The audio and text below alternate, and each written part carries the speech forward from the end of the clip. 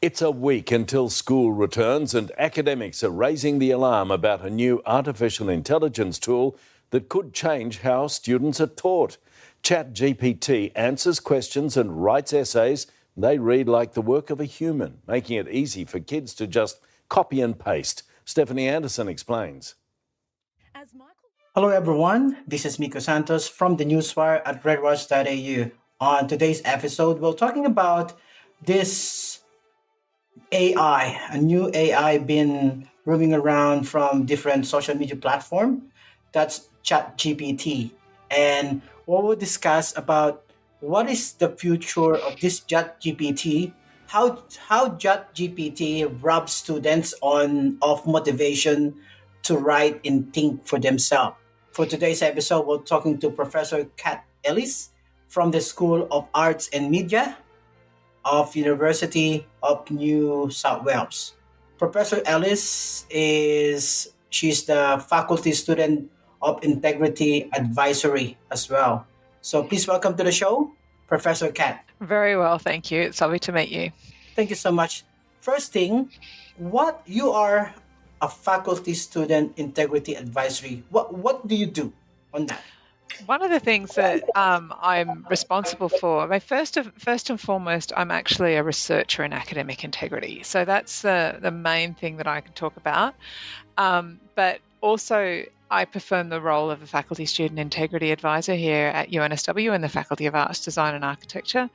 And I'm part of, if you like, the infrastructure of the group of academics and professional staff here at UNSW whose responsibility it is to maintain academic integrity and to detect when cheating has occurred. So, my first question to you is we've been using AI for quite a long time now. So, it's been part of our academic or on university or other sort of creative. But how ChatGPT can rob student of motivation to write and think for themselves? Well, that's something you've proposed. I don't necessarily agree with you on that one, Miko. I mean, what ChatGPT does and is it's an interface, a chatbot interface with OpenAI's GPT-3 tool, which is basically a text-based AI tool. GPT-3 has been around for quite a long time. It's been around in beta mode since at least June 2020. So there's nothing new. What's changed has been this chatbot function and the fact that OpenAI chose to make it free.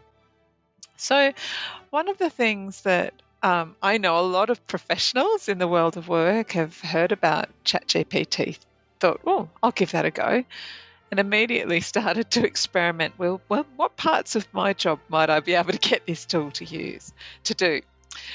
And so I think a lot of people have done that and been probably often quite surprised and sometimes perhaps a little disappointed about what it can do. I think a lot of students, if we imagine ourselves back into our student days, probably thought in the same way. They're thinking about their own context and thought, what can I get this tool to do? And particularly, can I get it to do some of my homework for me, some of my assessment for me, particularly those bits that I'm not particularly good at or I don't particularly enjoy doing. So that's obviously a thought that's gone through a lot of students' minds. And for students who are inclined to not want to do or are not able to do all of their or even some of their work themselves, this is obviously going to be something that's quite tempting.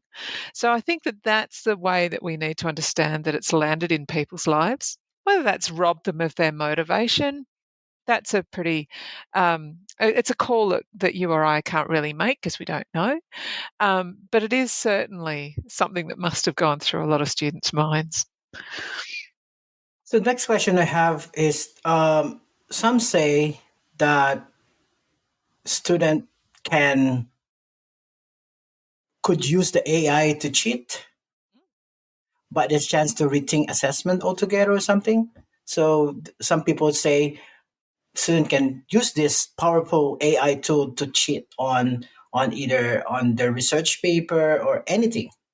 Yeah, look, I don't know if you've had much time playing with it, but it's extraordinary what it can do. I've certainly, this is not the only AI tool out there. There are lots of other AI bots out there. There are even some that are specifically designed to help students write essays. There are, any of these tools you could get to write a 1,500-word essay on pretty much any topic in about 10, 20 seconds. And you can even get it to put citations in for you. Now, those citations might necessarily be correct, and the thing it's citing might not even exist, but it can do it. And one of the things that a lot of teachers are reflecting on is, I think a lot of teachers have thought, I wonder if it can do the essay I set my students, and they've put it into one of these tools. And what it produces is often not great, but it's often good enough. And that's where the problem lies, is that a lot of what it's able to produce is work of a passable standard. Now, news came overnight that it has been given the task and has successfully passed the US bar exam, I think I heard. There's also a report coming out that it's passed a medical exam that is notoriously difficult, that takes people years to study for. So one of the things we have to start thinking about is, if it can do that, why are we asking students to do it? But also, what does it mean in terms of the security and the integrity of things that we have held to be very valuable and important markers of what students are capable of doing? So what now with this, in line with because the integrity of being a student is in sometimes can be questioned, because if they're using this sort of AI, there's a lot of AI now popping up when they start the Chat GPT. So what do you think will be the other option, or say answer for this? Yeah, it's a really good question. And it's certainly the question that's got a lot of people scratching their heads right now, is what are we going to do about this? Now for you, if you're a student and you're facing the start of the academic year here in Australia, and you have no intention of cheating, you want to, and you're able to do your work yourself, this probably isn't going to change your world very much at all. But for students who might be somewhere unwilling or somehow unable to do some or all of their work themselves, this is obviously going to be a tempting proposition. And that means that as teachers, we're probably going to have to stop, rethink, and possibly even reset what we're doing when we teach and assess student learning.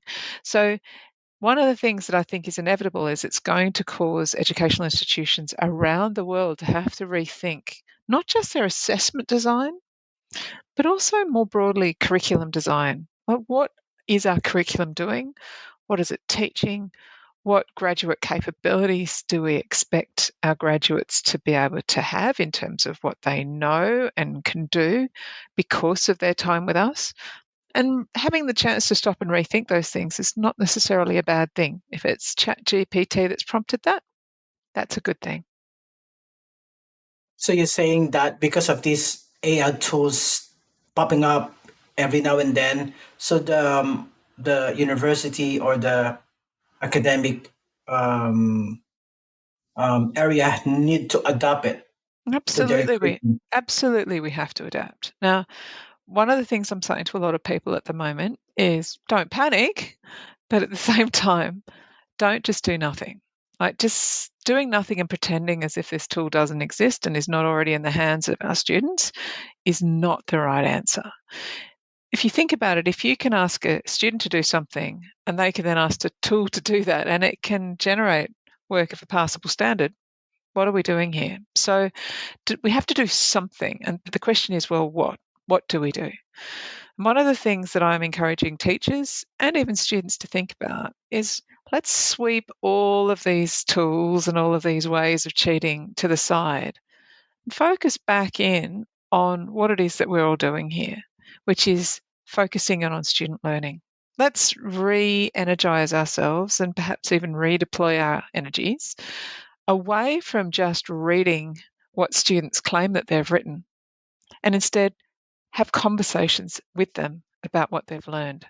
So it could be that we're actually going to see a shift of energy, a shift of attention towards looking at the student as a whole, talking to them about what they know, listening to them about what they can do, and actually recalibrating what it is when we come to assess student learning. Some say some say because of this personal expression or will diminish. Uh, what do you think about that? Yeah, I mean, that's a really valid concern. You might have heard in the news recently that somebody wrote a Nick Cave song in the style of Nick Cave, sent it to him. He wasn't best pleased. He wrote a really interesting piece, which I think is worth reading and reflecting on. He wrote a really interesting piece about what he sees as the risks and dangers of using tools like this to try to replicate things that really humans are best at doing. And that's what he was talking about there, is stuff that's in the creative and imaginative domain.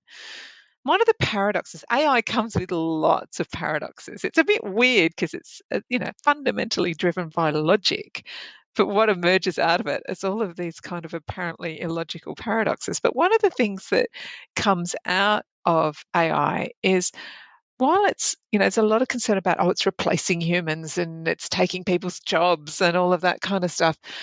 One of the known paradoxes is that actually in that process, it makes the human more valuable. In other words, it reinvests the value in the stuff that only humans can do. And that includes the sort of thing that, we really appreciate, that only Nick Cave can write a Nick Cave song. And, only Shakespeare could write a Shakespearean sonnet. Only Sammy J can write a Sammy J song. And I think there's a sense in which it's probably causing us to stop and reflect and recalibrate our expectations of what we want to and can get bots to do, but what we still want humans to do. So thinking through all of what really makes us human and what we value about the human is probably the most important thing for us to be focusing on. Thank you for that.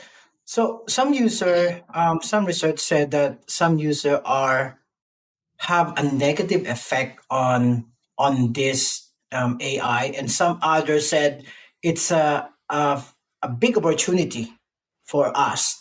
What is your opinion on this contradiction? Each It's both. It's a paradox. And that's the thing. It is both an amazing, inspiring, mind-blowing, baffling, even some people are finding it just, creepy how good it is at doing some things.